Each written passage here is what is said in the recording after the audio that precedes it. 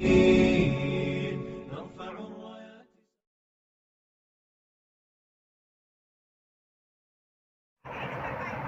আলাইকুম রহমতুল্লাহি ওয়া বারাকাতুহু।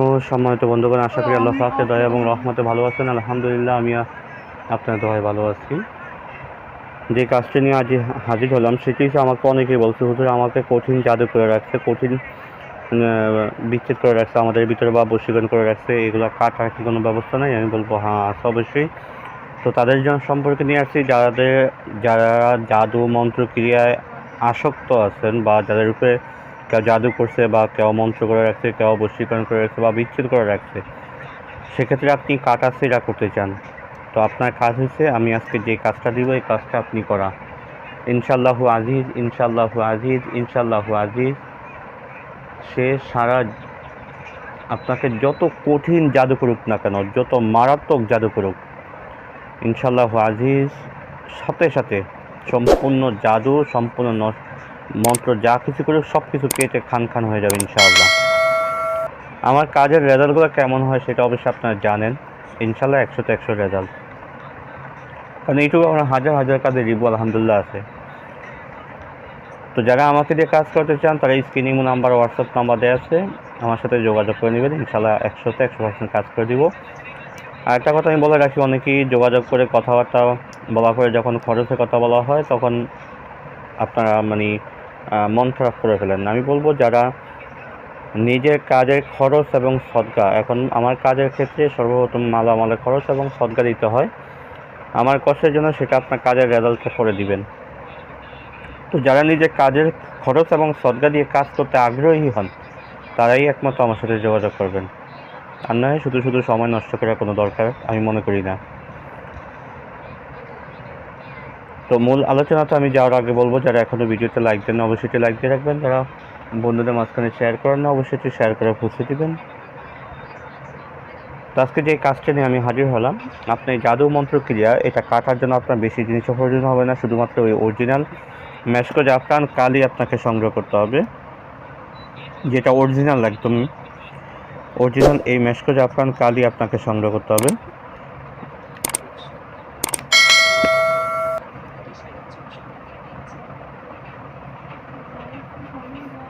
এই অরিজিনাল কালিটা আপনাকে সংগ্রহ করতে হবে। অরিজিনাল কালি সংগ্রহ করার পরে আপনি সাদা কাগজে সংগ্রহ করবেন, আর অল্প কতটুকু ভোজ পাতা আপনি সংগ্রহ করবেন, ভোজ পাতা আর সাদা কাগজ আপনি সংগ্রহ করবেন। তো স্ক্রিনে দেয় আমি দুইটা নকশা দিব, এই দুটা নকশা ভোজ পাতায় একটা নকশা লিখবেন। লেখার আগে অবশ্যই আপনাকে 21 বার দুরূদ শরীফ পড়ে নিতে হবে। ভোজ পাতায় দুইটা নকশা লিখবেন, আর সাদা কাগজে আপনি দুইটা নকশা লিখবেন। হ্যাঁ, ভোজ পাতায় দুইটা লিখবেন, সাদা কাগজে আপনি দুইটা নকশা লিখবেন। সাদা কাগজ আপনি দুইটা নকশা লিখবেন।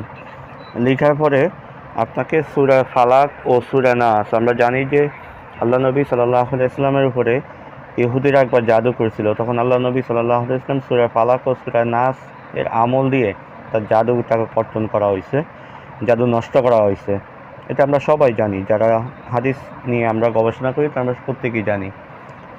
তো আপনি সূরা ফালাক এবং সূরা নাস এই দুইটা সূরা 11 বার করে আপনি পাঠ করেন।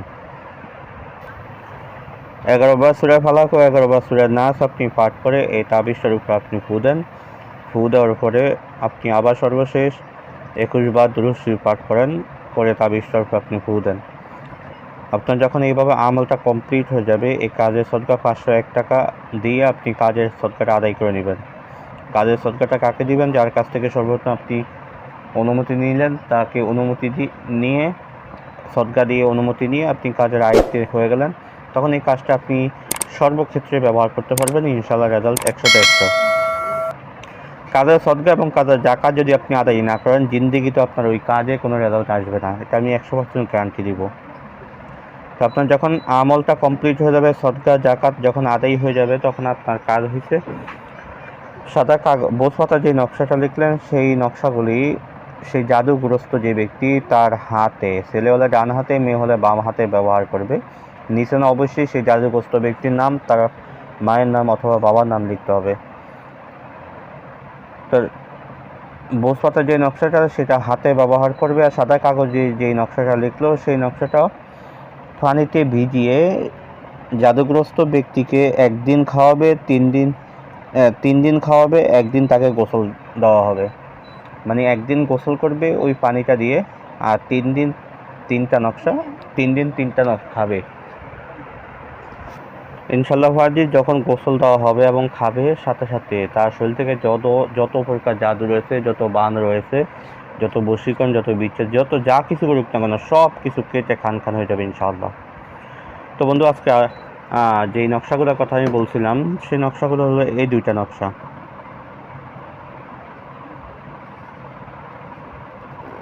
এই 2টা নকশা এখান থেকে আপনারা স্ক্রিনশট দিয়ে নিতে পারেন। ইনশাল্লাহ আজিজ তার যত কঠিন জাদু থাকুক না কেন, তার জাদু ইনশাল্লাহ কেটে খান হয়ে যাবে।